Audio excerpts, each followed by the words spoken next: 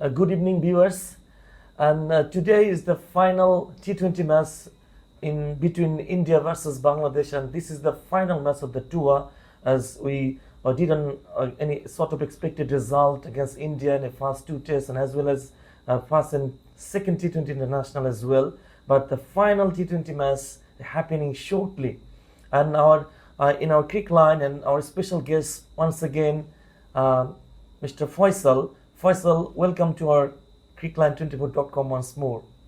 Thank you for inviting me again, and it's a real pleasure to be back here again. Absolutely, you know that today is the final T20 match against India, and venue has been changed as now it has been shifted to Hyderabad, where especially Mustafiz Rahman has a fabulous record in this venue. You know that he played 3 seasons in a row for Hyderabad team, and he'll be the fine player for Bangladesh if he's on song really. And do you think any sort of difference in Bangladeshi batting performance, especially where it's concerned and for our batters?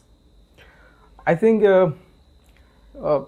after reviewing the pitch and after collecting news about the pitch, what I learned is that the pitch is mainly batting friendly, and the average run here is 188, and recently 14 T20 matches have been played here, and all the matches were high scoring. So I think it's a real opportunity for our batters to show their caliber, to show their ability to do something exceptionally against the mighty Indian bowlers. Yeah, absolutely. But you talk about the batting friendly wicket. I mean, in the first two appearances, first and second T20 international, Bangladesh got a batting deck paradise or batting paradise wicket. Absolutely, environmentally batting friendly wickets. But unfortunately, Bangladeshi batters could not perform even moderately well. And in this occasion, it was similar. You're talking about the pace and condition that's favorable for batting zone really. But my question to you, if Bangladeshi batters do the same wrong once more? Well, I said it earlier on that day that the approach that our batters showed on the 2 previous T20 matches were not up to the mark. They made some serious mistakes again and again, but the way they got out was really questionable. Their approach and their batting style. You can remember that I mentioned about how Parvez Hossain Imon got out. He was playing continuously pull shot, but the ball he got out was outside the off stump. I think he should have gone for cover drive. But what he did, he just hit a pull shot and then got edge and bowled out. And also about Shanto and Litton, they were carelessly just has given their wickets. And I think these kind of things should be sorted out by the coaching staff and also our batters. Yes, absolutely. If all these two batters get the 50 mark, not only normally strike it, like a ODI format and as well as a test format, but we need some batters cameo innings really, but where his strike would be at least 160, like Abhishek Sharma, who started such a fiery innings with right at the beginning. When they started the innings, very first ball, he showed his impact in that innings really.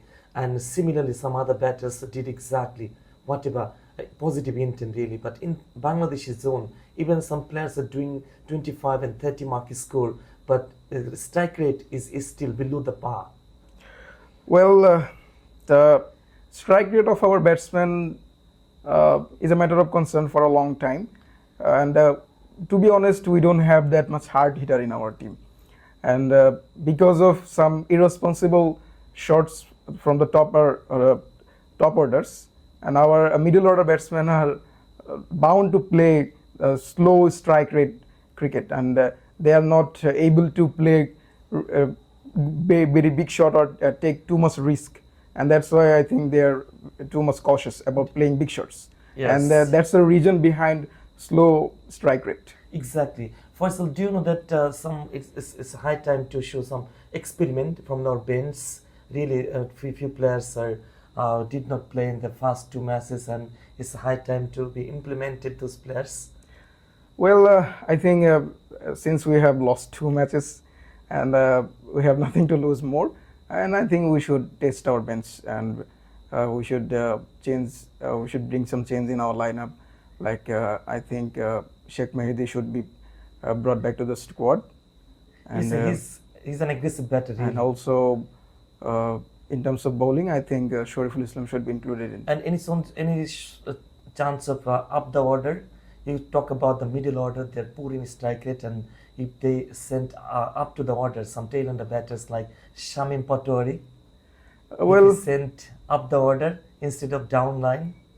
Well, if a batsman is put on the top order, he must take responsibility. Not only hit hard or hit for sixes, but also have to be on the wicket. Yeah, absolutely. And that doesn't. You are put on the top order, and that doesn't mean that you are going to take risk and hitting sixes, and suddenly you are losing your wicket. That puts pressure on the next batsman. I think this kind of problem should be sorted out. Exactly, but on the other hand, India, have you any say Indian experiment in that Ben's experiment really, because Hardik Pandya missed out few matches, only 2 matches really, and this time has he any opportunity to be included in the final T20 match?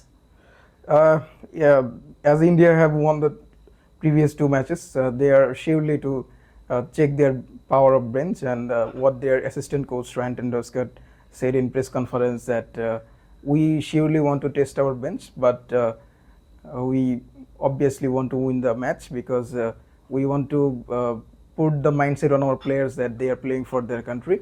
No match is not serious, not low serious for them. Another experiment or explosive firepower, Suryakumar Yadav, has he been included for today's match? Yeah, he is the captain, and he's gonna play surely. He may have a rest today, but another vital point to you, the Bangladeshi bowler point of view, if you have any say, you know that first 2 T20s and India batters got exceedingly well. Even both occasions they scored more than 200 runs, and this time around, and if the Bangladeshi bowlers try to make any sort of suffocation or any sort of restriction to the opposite batters, I mean, if they can restrict them within 160 and 70 runs.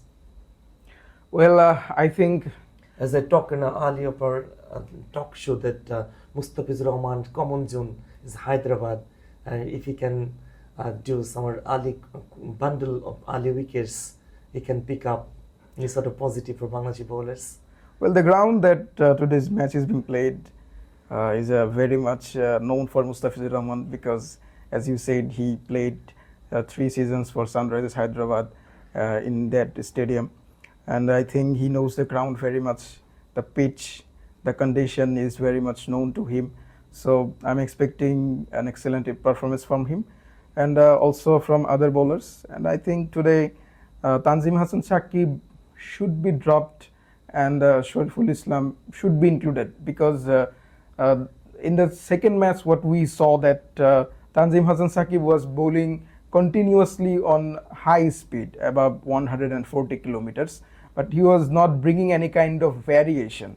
The slower he was bowling was too much slow that the batsmen were anticipating those early and they were hitting sixes.